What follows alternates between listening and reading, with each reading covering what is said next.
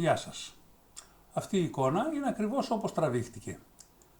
Τι μας κέντρισε το ενδιαφέρον εδώ? Αυτή η σκάλα, η οποία δηλώνει μία άνοδο, αυτός ο τοίχος, ο οποίος έχει μία υφή, την οποία μάλιστα θα τη ζωηρέψουμε λιγάκι και θα τη φωτίσουμε και λίγο παραπάνω για να γίνει πιο όμορφη.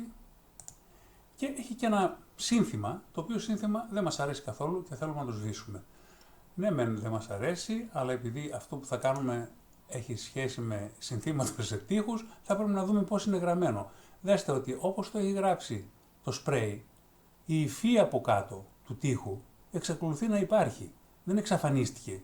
Θα ήταν παράδοξο να είχε εξαφανιστεί. Έτσι λοιπόν, αυτό που θα φτιάξουμε κι εμείς θα πρέπει να έχει την ίδια λογική. Αν πάρω, δέστε τον τοίχο, εάν πάρω ξαφνικά και πω ότι εδώ θα γράψω ένα σύνθημα, δεν μένει τίποτα από κάτω. Όλο το κάτω τελείωσε. Άρα δεν είναι λογικό. Θα πρέπει να βρούμε έναν άλλο τρόπο. Πρώτα λοιπόν θα σβήσουμε αυτό το σύνθημα. Παίρνουμε το εργαλείο του λάσου, πιάνουμε αυτό το σύνθημα που έτσι κι αλλιώς δεν καταλαβαίνουμε τι λέει και του δίνουμε διαβατήριο. Delete. Εδώ οπωσδήποτε θα πρέπει να είναι επιλεγμένο το Content Aware και OK. Αυτό θα φύγει από μόνο του και θα αντικατασταθεί με τοίχο. Ωραιότατα. Έχουμε λοιπόν έναν τοίχο τώρα, στον οποίο μπορούμε να γράψουμε το δικό μας σύνθημα. Εμένα προσωπικά μπορεί να μην μου αρέσει και το χρώμα του τοίχου, οπότε πηγαίνω Image, Adjustments, Replace Color, επιλέγω ένα κίτρινο χαρακτηριστικό από εδώ και από το Fuzziness επιλέγω σε τι έκταση θα επηρεαστούν τα γειτονικά χρώματα. Αν το ανοίξω πάρα πολύ όπως βλέπετε, αρχίζουν και φαίνονται και τα σκαλοπάτια, άρα θα επηρεαστούν και αυτά, δεν το θέλουμε. Εμείς θέλουμε να επηρεαστούν μόνο τα κίτρινα. Το φέρνουμε λοιπόν εδώ. Εδώ δεν θα επηρεαστεί τίποτα άλλο εκτός από τα κίτρινα. Και πιάνουμε από το Hue και κάνουμε έναν ωραίο κόκκινο τοίχο. Τελειώσαμε, τόσο απλά. Τώρα λοιπόν θα πρέπει να κάνουμε το σύνθημά μας. Θα πάμε από τα Adjustments και θα επιλέξουμε Brightness και Contrast. Ανοίγει ένα παράθυρο, πειράζουμε τέρμα το Brightness, τέρμα το Contrast και OK από εδώ. Δεν πείραξα την εικόνα. Αυτό που έγινε είναι ότι δημιουργήθηκε ένας νέος layer. Αυτός ο νέος layer έχει εδώ ένα παραθυράκι άσπρο. Εάν πατήσω Ctrl I σημαίνει invert, αυτό το παραθυράκι γίνεται μαύρο. Τώρα, παίρνω από εδώ το εργαλείο της βούρτσας, Brush Tool. Διαλέγω μία διάμετρο βούρτσας που μου κάνει τη δουλειά μου και αρχίζω από εδώ και γράφω ένα ωραίο βέλος. OK. Και πάω και λίγο πιο πάνω και γράφω one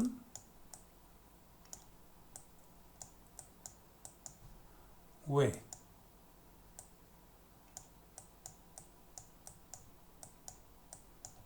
Όπως θα παρατηρήσετε, εδώ από κάτω οι υφές έχουν διατηρηθεί, όπως ακριβώς συνέβαινε με την πραγματική εικόνα. Εδώ επίσης μπορώ να πάω Image Adjustments, Brightness και Contrast και να τα κάνω λιγότερο έντονα, αλλά να αυξήσω και την πυκνότητα της γραφής, χωρίς να με επηρεάσει, ο τοίχος εξακολουθεί να φαίνεται ωραιότητα και μια χαρά. Πάντως αυτός είναι ένας τοίχος με ένα σύνθημα επάνω του.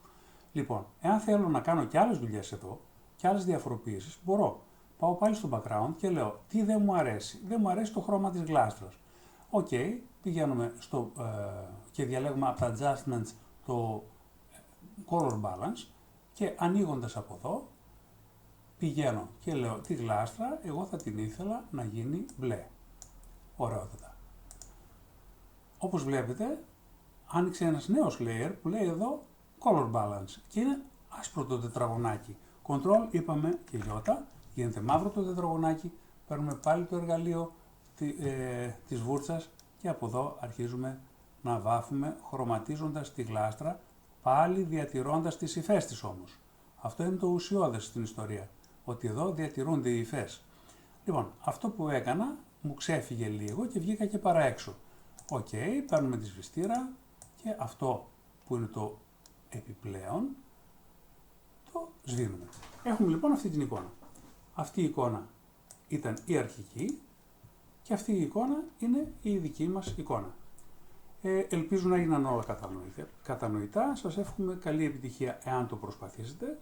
όλοι οι adjustments αυτοί εδώ δουλεύουν και ο καθένας κάνει τη δική του δουλειά, αλλά ακριβώς με την ίδια φιλοσοφία. Σας εύχομαι καλή επιτυχία. Γεια σας.